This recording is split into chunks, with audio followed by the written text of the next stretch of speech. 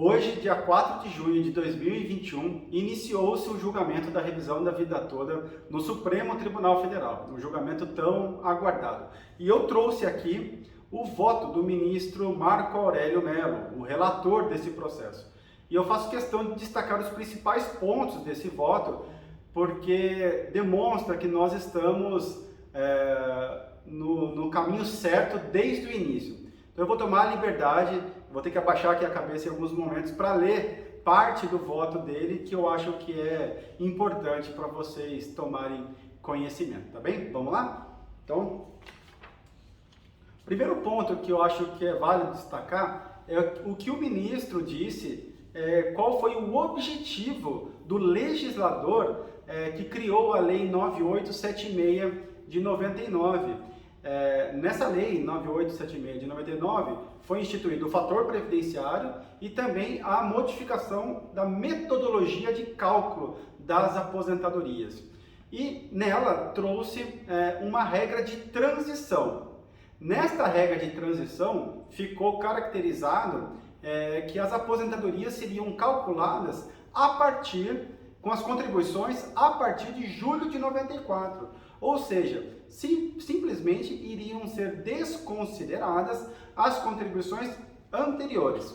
E a regra definitiva, a regra que já existia, previa que todas as contribuições deveriam entrar na base de cálculo das aposentadorias. E aí o ministro trouxe o seguinte: pretendeu amenizar os efeitos prejudiciais do novo regime, no que alargado o tempo a ser considerado, levando em conta as oscilações inflacionárias ocorridas antes do Plano Real. Em resumo, o legislador, ele quis, com essa nova metodologia de cálculo, não prejudicar quem já estava no sistema, por conta de contribuições anteriores a julho de 94 estarem em meio a inflações enormes. Então, o legislador teve a intenção, com a regra de transição, não prejudicar quem já estava no sistema. E o ministro continua. Observe o que consignado pelo relator do projeto convertido em lei. Eu vou ler apenas alguns trechos, senão vai ficar muito longo e um pouco chato vocês ficarem me escutando eu lendo o voto do ministro. Eu vou trazer aqui um ponto importante. O nosso entendimento, isso é a escrita de quem fez a lei, tá bem? Quando se faz uma lei, você tem que justificar o motivo daquela lei e o motivo da regra de transição. O nosso entendimento é de que o cômputo dos salários de contribuição deveria ser realizado apenas a partir de julho de 94, o que coincide com o período de reduzidos níveis de inflação, com o Plano Real 1. Isso permitiria minimizar eventuais distorções causadas pelo processo inflacionário nos rendimentos dos trabalhadores. É aquilo que eu acabei de dizer. O objetivo do legislador foi minimizar o impacto da nova lei para quem já estava filiado ao sistema, para quem tinha contribuições anteriores a julho de 94. Continua o legislador. De outro lado, ao se exigir que todo o período contributivo seja considerado no cálculo do benefício, estar-se-á prejudicando os segurados que não têm como manter uma contribuição constante e uniforme durante toda a sua vida laboral. Por isso, propomos flexibilizar a aplicação desse mecanismo, admitindo que parte dessas contribuições vertidas pelo segurado não seja considerada no cálculo do benefício, levando-se em conta apenas as de valor mais elevado. Assim, propõe-se que somente 80% dos maiores salários de contribuição percebidos no período contributivo decorrido desde julho de 94 seja utilizado como base para o cálculo do valor do benefício. Repito, o objetivo do legislador que modificou a metodologia de cálculo das aposentadorias foi, com a regra de transição, amenizar o impacto para quem tinha contribuições antes de julho de 94, onde a inflação era muito alta. O objetivo do legislador foi proteger essas pessoas. E ele protegeu boa parte das pessoas. No entanto, outra parte menor ainda assim foi prejudicada, porque essa regra de transição foi aplicada de forma obrigatória. Eu vou dar um exemplo prático de uma pessoa muito próxima a mim, o meu sogro. Ele se aposentou tem 5 anos aproximadamente e ele teve as contribuições dele a partir de julho de 94 até 2016, quando da concessão da aposentadoria dele.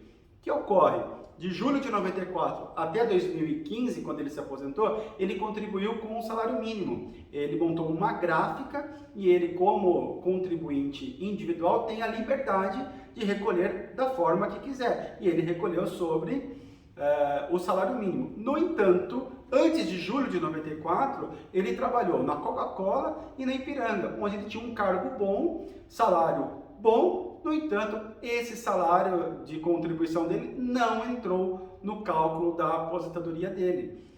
A regra de transição trazida pelo legislador e aplicada obrigatoriamente para ele foi prejudicial. Ele se aposentou com um salário mínimo e se entrassem todas as contribuições que ele verteu para o sistema, a aposentadoria dele hoje seria de R$3.000. Olha tamanha diferença. Bom, vou continuar aqui com o voto do ministro Marco Aurélio. Ele traz o seguinte, na sequência. A regra de transição não contempla com homogeneidade as situações individuais. A que eu acabei de trazer aqui para vocês, do meu sogro. Daí a importância de recorrer-se ao intérprete do direito para, observados os princípios constitucionais, assegurar a teleologia, ou seja, o objetivo da norma, direcionada à proteção dos segurados em face dos critérios mais restritivos decorrentes da nova disciplina. E aí, o ministro Marco Aurélio, ele faz uma pergunta no seu voto com uma resposta. Ele fala assim, indaga-se, sob o ângulo da razoabilidade, seria legítima a imposição da regra de transição mais gravosa que a definitiva? A resposta é desenganadamente negativa. O exemplo que eu acabei de trazer. Qual é a justificativa, no caso do meu sogro que eu trouxe, ter a aplicação da regra de transição? Nenhuma. Não tem proteção alguma. Vamos continuar. Diz o ministro Marco Aurélio.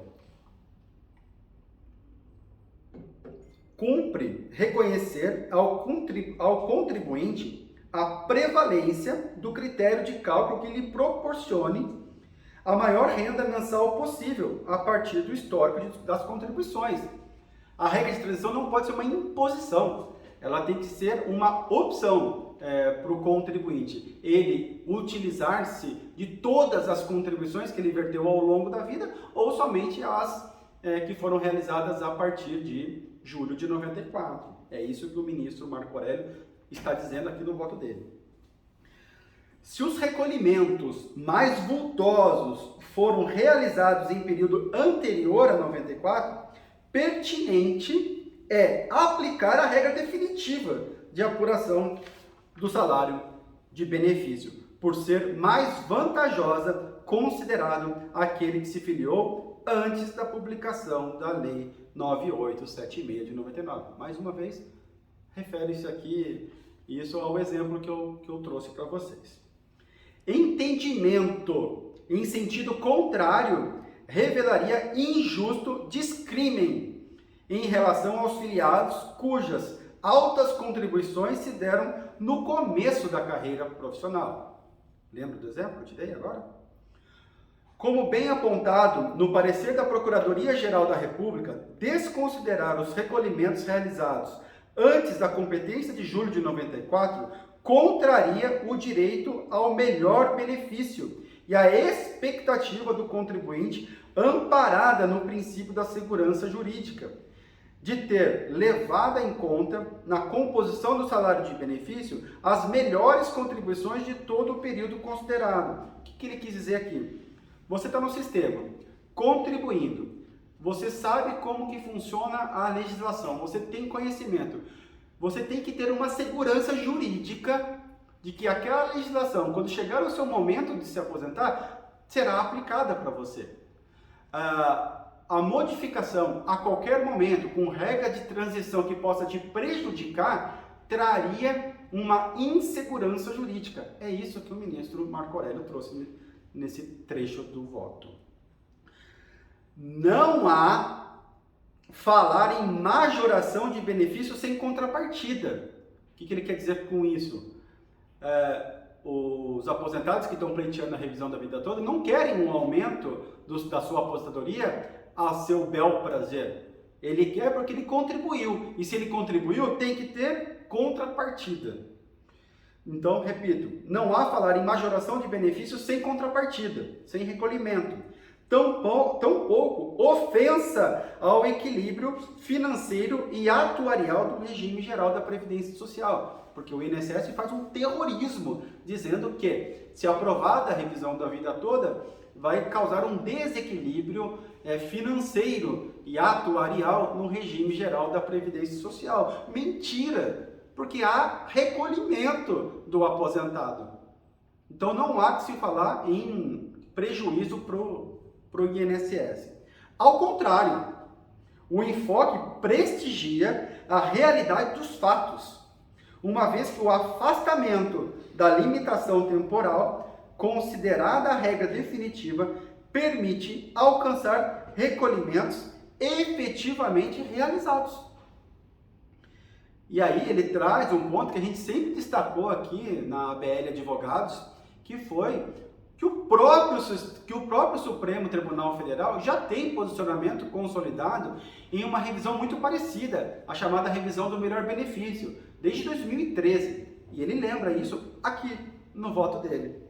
O Supremo, no julgamento do recurso extraordinário 630.501, acórdão por mim redigido, que bom, né, que foi o Marco Aurélio lá e é o Marco Aurélio aqui também, como relator, veiculado no Diário Oficial em 26 de agosto de 2013, reconheceu o direito do segurado ao recebimento de prestação previdenciária mais vantajosa entre aquelas cujos requisitos cumpre. E aí ele trouxe o julgado de 2013. E por todos esses fundamentos, o ministro Marco Aurélio disse: desprovejo o recurso extraordinário do INSS. Não reconheço o recurso extraordinário do INSS. E ele firma a seguinte tese, o ministro Marco Aurélio: na apuração dos salários de benefício dos segurados que ingressaram no regime geral da Previdência Social até o dia anterior à publicação da Lei 9876 de 99 e implementaram os requisitos para a aposentadoria na vigência do diploma, aplica-se a regra definitiva prevista no artigo 29, inciso 1 e 2 da Lei 8.213 de 91, quando mais favorável que a norma de transição. Gente, era isso que eu queria trazer para vocês, o voto do ministro Marco Aurélio, ministro relator do processo da revisão da vida toda. Largamos na frente. Nós temos uma expectativa muito positiva na revisão da vida toda. Eu, sinceramente, não consigo enxergar nós não vencendo esta revisão. Ok? Era o que eu tinha para dizer hoje, dia 4 de junho. Um abraço e até a próxima.